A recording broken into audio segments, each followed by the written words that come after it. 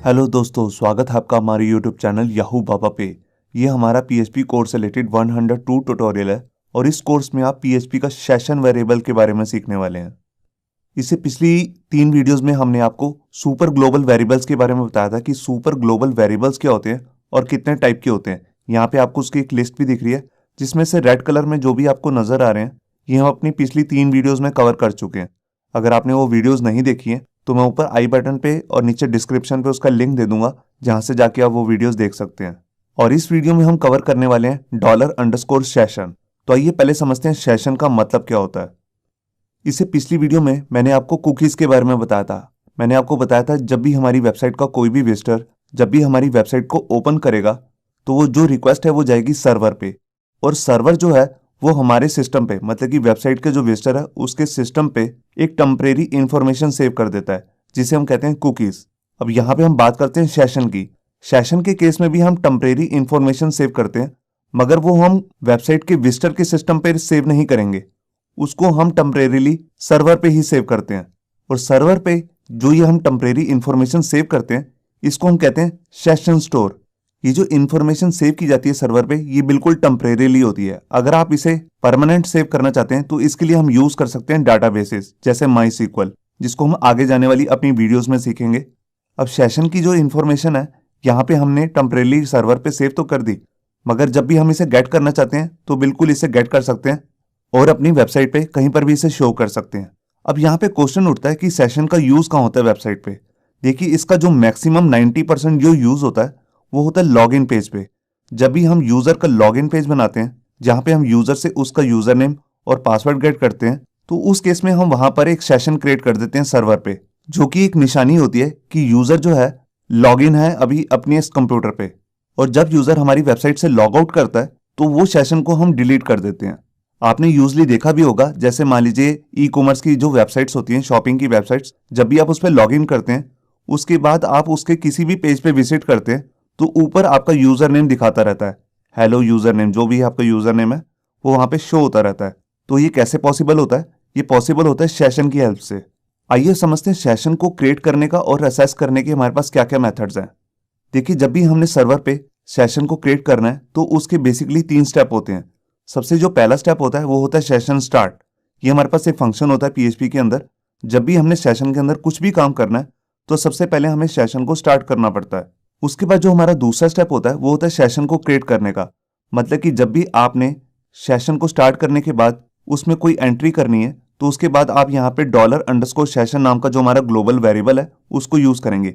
इसके अंदर बेसिकली हमारे पास 2 चीजें होती हैं। यहाँ पे होता है उसका एक नेम, ये हम एक वेरिएबल की तरह एक नेम लेते हैं इसे, जिसको हम कहते हैं सेशन ID। और यहाँ पर उसकी एक वैल्यू होती है, जैसे कि हमने कुकीज में भी देखा था, हम कुकीज के अंदर एक वैल्यू सेट कर रहे थे, बिल्कुल इसी तरह हम यहाँ पर भी इसको एक वैल्यू देंगे। वो वैल्यू कुछ भी हो सकती है, जैसे मान लीजिए यूजर का यूजर नेम या उसका फर्स्ट नेम या कुछ और वैल्यू। अब हमने सेशन पे एक सेशन तो क्रिएट कर दिया। अब हम किसी भी पेज पर उस सेशन को अगर देखना चाहते हैं तो उसके लिए हमारे पास एक तीसरा स्टेप होता है, जिसके केस में हम यहाँ पर इको करते हैं सेशन की हेल्प से वो नेम जो हमने यहाँ पर सेशन में सेव करवाया, जिसको हम बोलते हैं सेशन ID। तो यहाँ पर मैं आपको एक चीज और भी बताना चाहता हूँ। जब भी आप किसी और पेज में सेशन को दिखाना चाहते हैं तो उसके लिए आपको हर बार सेशन को क्रिएट करने की जरूरत नहीं है, क्योंकि सेशन तो एक बार क्रिएट हो गया जब यूजर ने लॉग इन किया। उसके बाद अगर आप किसी भी पेज में से देखना चाहते हैं तो सबसे पहले आपको सेशन को स्टार्ट करना है। उसके बाद सीधा तीसरा स्टेप लेना है सेशन को इको करने का, या कुछ और आप अगर काम करना चाहते हैं सेशन से रिलेटेड वो भी आप वहां पे कर सकते हैं। तो ये होते हैं बेसिकली 3 स्टेप। इनको एक बार मैं आपको दोबारा बता रहा हूँ। सबसे पहले आपको सेशन को स्टार्ट करना है, फिर उसके बाद आपको स्टेप 2 लेना है सेशन को क्रिएट करने का, जहां पर आप उसके लिए एक नेम देंगे जिसको हम सेशन ID बोलते हैं और उसकी एक वैल्यू। उसके बाद जो हमारा तीसरा स्टेप होता है वो होता है सेशन को प्रिंट कराने के लिए, या यहाँ पर आप ये सोच सकते हैं कि आप सेशन को असेस करना चाहते हैं। अब इसके बाद जैसे कि मैंने आपको बताया कि सेशन का जो बेसिकली यूज होता है वो होता है लॉग इन पेजेस में।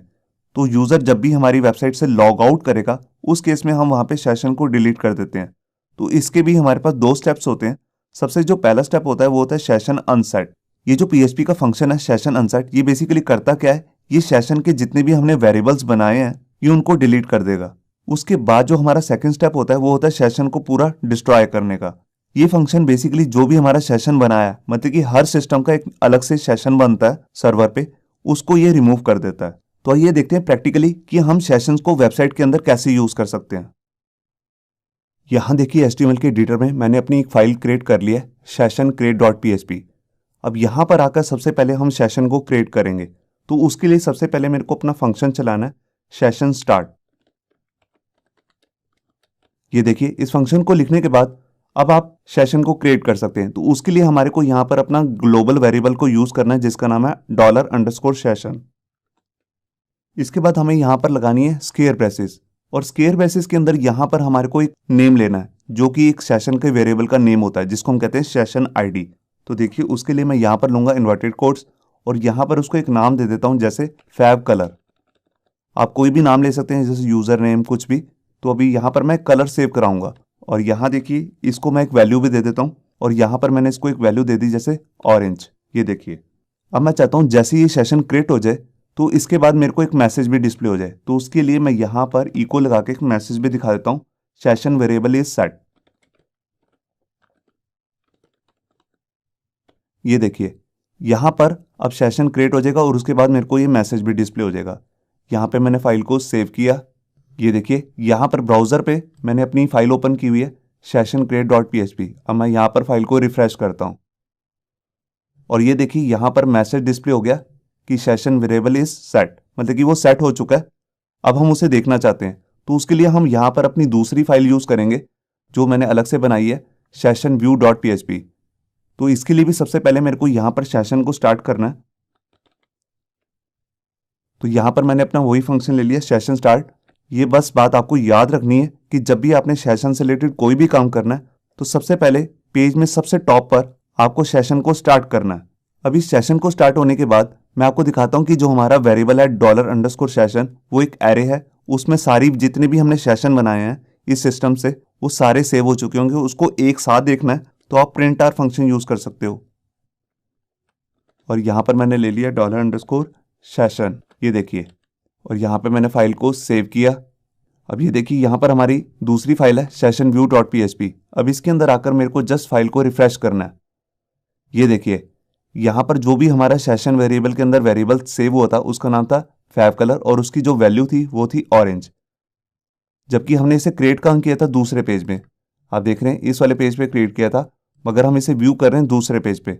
अब अगर मैं इस वैल्यू को अलग से देखना चाहता हूं तो उसको मैं कर सकता हूं। उसके लिए मैं देखिए यहाँ पर अगर मैं HTML की फाइल में देखना चाहता हूं तो वहां पर भी देख सकता हूं। तो सबसे पहले मैं यहाँ पर अपना HTML टैग ले लेता हूँ।